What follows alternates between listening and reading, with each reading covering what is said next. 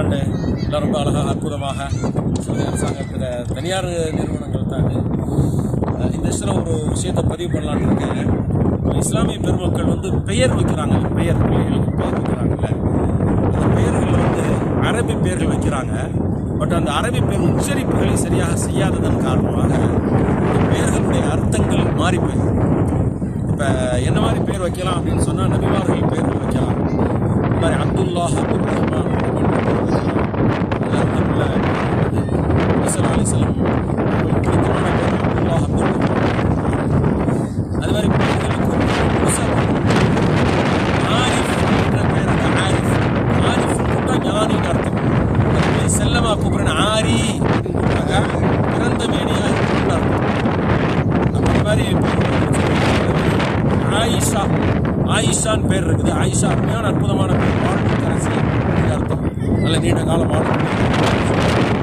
ஆயிஷா நிறைய பேர் ஆயிஷா ஆயிஷா எஸ்ஹெச் இல்லாமல் எஸ் மட்டும் ஆயிஷா. ஆயிஷான்னு என்ன தெரியுமா?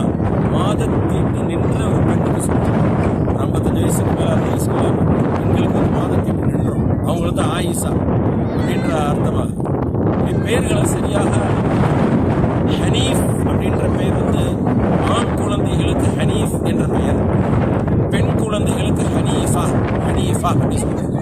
நிறைய பேர் ஹனீஃபா அப்படின்ற வார்த்தையை சொல்லுவாங்க. அவர் சொல்கிற பெயர்களை வந்து சையத் அப்துல் காதிர் இருக்குது, சேல்கார் கூப்பிடுறாங்க.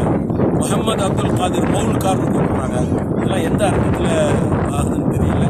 தவறான வைக்கப்பட்ட பேர்கள் கூட அழைக்கப்படும். மூதி, மூதின்னு ஒரு பேர் அரபியில் வார்த்தை மூதி. மூதினா விஷஜந்து, கோவிலை அரபியில் மூதி அப்படின்னு அர்த்தம். விஷஜந்து பிறருக்கு தொல்லை தரக்கூடியது அர்த்தம்.